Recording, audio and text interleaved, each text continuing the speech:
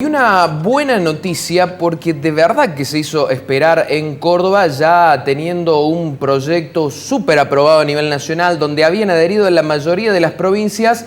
Córdoba todavía no se subía a este tren donde la medicina se impone en cuanto al uso medicinal del cannabis y se comienza a abandonar, porque se ha producido esta aprobación, lo que antes era... Sí, hay que decirlo, la clandestinidad de algunos médicos que sugerían el uso medicinal del cannabis, pero casi en secreto, como si fuera verdaderamente un delito, ya teniendo una ley a nivel nacional. Bueno, particularmente Córdoba ha adherido en las últimas horas y por eso la vamos a saludar a Luciana Echevarría, legisladora del MST, quien es una de las promotoras que adhirió a este proyecto y es una de quien ha llevado la bandera desde hace mucho tiempo para que esto finalmente se produjera en el territorio provincial. Legisladora, ¿qué tal? ¿Cómo va? Joel y Flavia les saludan desde Córdoba Noticias. ¿Cómo estás? Hola, ¿cómo están? Muy bien. Buenos días Buenos a todos días. y a todas. Bueno, imagino que finalmente, y más allá de que esto se hizo esperar, son horas buenas, son horas positivas porque ahora se le da un marco legal al uso medicinal del cannabis aquí en Córdoba. Sí, la verdad que sí, estamos muy contentos, como decís vos, hace muchos años que se viene esperando por esta normativa. Recordemos que la ley nacional se aprobó en el 2017, ¿sí? Pero que había tenido un primer decreto reglamentario que había sido muy restrictivo, ¿no? Porque solamente reducía la utilización de cannabis para los casos de epilepsia refractaria y no garantizaba ni facilitaba el acceso a los derivados del cannabis. Después de la lucha realmente incansable de organizaciones, de miles de familias que realmente lo necesitaban, se logró un segundo decreto reglamentario en el año pasado, que es el que regula digamos, el autocultivo, el que establece un registro para que se registren tanto los usuarios como los profesionales médicos y aquellos cultivadores que lo hagan de manera solidaria para poder a partir de ahí regular la actividad, poder ver los parámetros de calidad con el cual hacerlo, para ver también de que se haga de acuerdo a las necesidades de cada persona.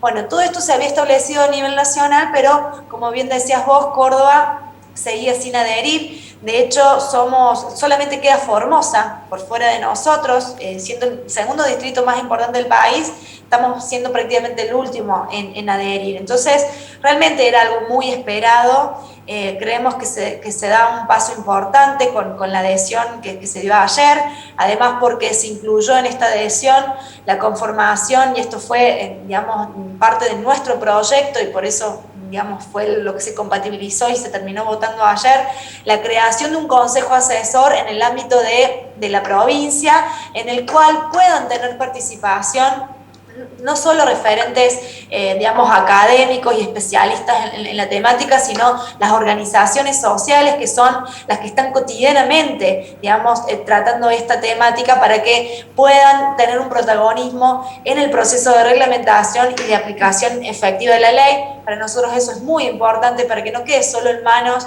del Ministerio de Salud, sino que se pueda ampliar, digamos, esta participación y hacer que realmente el acceso se garantice para todas las personas que lo necesitan. Bueno, sin dudas, Luciana, esto es muy importante porque por un lado se trata de salir ya de la clandestinidad, como decía Joel al principio, y por otro lado salir de una discusión un tanto moralista. En este caso estamos hablando de uso medicinal para familias que hacía mucho tiempo estaban esperando poder tener esta solución, y en este sentido los pormenores de esto que ha sucedido en la jornada de ayer en la legislatura. Por un lado estamos hablando que el autocultivo podrá ser para quienes estén dentro de un registro, es decir, aquellas personas que quizá para consumo personal lo tienen en su casa, esos casos van a estar permitidos o solamente medicinal. Y por otro lado, consultarte para informarle a la gente, esto va a posibilitar que se puedan desarrollar mayores investigaciones médicas en torno al uso medicinal del cannabis, ¿es así? Sí, sí, te agradezco la pregunta porque me había olvidado de decirlo que también es un eje central, digamos, de esta ley, profundizar la investigación que ya se viene desarrollando desde hace bastantes años y por eso hay evidencias que hoy son las que, digamos, se utilizan para poder promover el uso, pero nadie duda de que hay que continuar con todas estas investigaciones y por eso el Consejo Asesor también va a jugar un rol en ese sentido. Y por lo otro que me planteabas, esta ley lo que busca es regular, ¿sí?, tanto el autocultivo como el uso medicinal. Por lo tanto, solamente van a tener permitido, digamos, incluso hasta 9 plantas únicamente, aquellas personas que tengan una indicación médica, ¿sí? Por eso el profesional médico también tiene que estar registrado, ¿sí? Entonces, esto es muy importante porque algunas voces que se han opuesto a esto salían a decir, bueno, ahora cualquier verdulero va a poder recetar, ¿quién va a saber la calidad de ese aceite? ¿O esto va a promover la automedicación? No, nada de eso, al contrario. En todo caso, eso es lo que está sucediendo ahora en la clandestinidad, donde justamente como no hay una facilidad de acceso, muchas veces las familias en la desesperación acuden al mercado negro sin conocer, digamos, la calidad de lo que están consumiendo y como por supuesto no estaba legalizada la actividad, tampoco tenían un médico que pudiera conocer a fondo cuál es la realidad y ver cuáles son exactamente las necesidades que tiene. Digo, porque el aceite también cambian sus componentes y esto es importante tenerlo en cuenta de acuerdo a la dolencia y la patología que se tenga. ¿Sí? Entonces, por eso esta ley es muy importante porque va a lograr, digamos, regular todo esto, también fomentar la capacitación para que aquellos que quieran producir su propio aceite le puedan hacer realmente con un parámetro de calidad que les sirva, ¿no? Entonces, creo que algunos debates que se mezclan acá en relación a otros usos del cannabis, en el cual yo, por supuesto, yo estoy a favor de la legalización completa porque creo que el paradigma prohibicionista ha fracasado, pero no es lo que se ha discutido ayer, y en esto hay que ser claro, es el uso medicinal de acuerdo a las evidencias que ya existen y a las experiencias concretas, porque la verdad que aparecen cada vez más testimonios de personas a las cuales el cannabis le ha cambiado la vida. Sin dudas, sin dudas. Doy fe de eso. De hecho, si uno se pone a investigar en conocidos, en amigos, familiares, es más común de lo que uno piensa el recetar el cannabis para uso medicinal sobre patologías a veces muy complicadas y que bueno, que encima que la familia y obviamente el paciente está padeciendo, tenía que ir por otra vía, vías alternativas, por no decir vías clandestinas para poder acceder. Mi pregunta en concreto ahora es, ¿por qué crees que se demoró tanto y si es la ignorancia justamente una de las causales de esto? Para mí llega tarde la ley de Córdoba, pero la ley nacional también llegó tarde en su momento. Bueno, sí, creo que esto es un debate bastante profundo, ¿no? No solo nos ha pasado en esta materia, digamos, hemos tenido otros debates que también se han demorado mucho en relación a derechos básicos de nuestro país en relación a otros.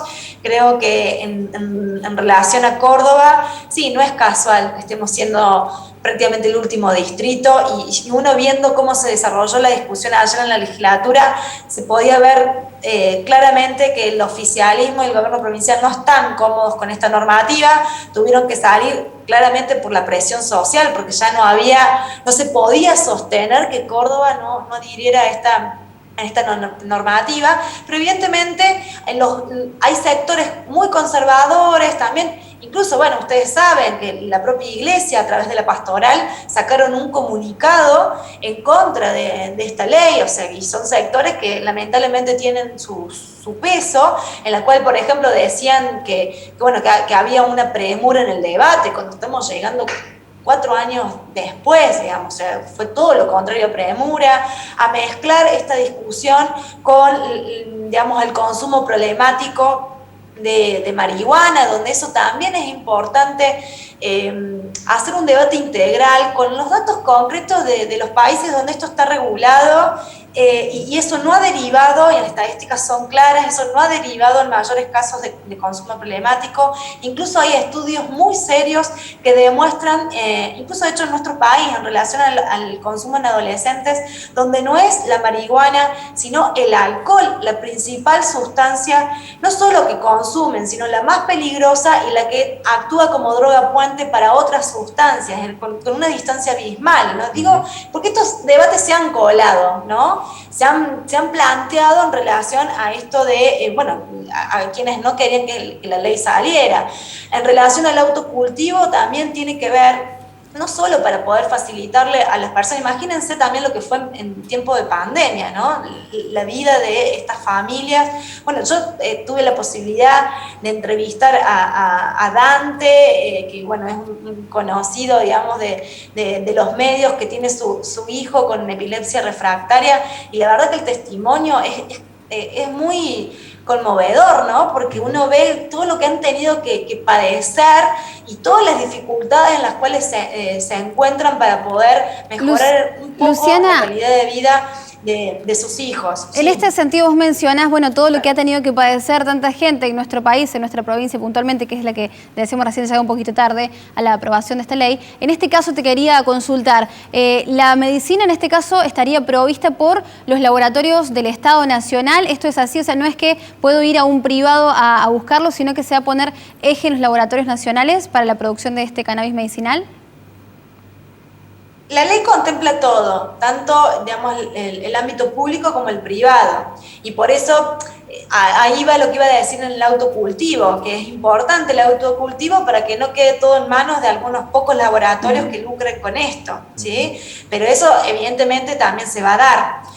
Y hay sectores, digamos, consejos médicos, farmacéuticos también, que hacen lobby para ese lado, de que solamente la persona pueda ir y adquirir los derivados del cannabis a través de la farmacia. Lo cual, ojo, es importante que eso exista también, porque no todos tienen la posibilidad de autocultivar y producir su propio aceite, que tiene también todo un procedimiento que tampoco es tan sencillo. Por eso está bueno y es positivo que eso exista, pero es importante que esté el autocultivo, porque también incluso en algunos casos necesitan de la rotación de cepas para ir encontrándole el punto justo, digamos, al efecto que necesitan de acuerdo a la dolencia y la patología que tienen. Claro. Digo. Entonces, va a ser un desafío también, por supuesto, fortalecer la pata pública, ¿no? Sin duda. Sí, es una cuestión muy importante de esta ley, es que asegura el acceso gratuito a los derivados del cannabis para todas aquellas personas que no tengan cobertura de salud, y por otro lado obliga a las obras sociales a cubrir este tipo de tratamientos. Un detalle para nada imprescindible, sino que hay que tenerlo muy, muy en cuenta, digo, que también las obras sociales puedan tener esta prestación en particular. Luciana, simplemente agradecerte por estos minutos y por tus respuestas sobre esta novedad importante para Córdoba. No, por favor, muchas gracias a ustedes por el espacio.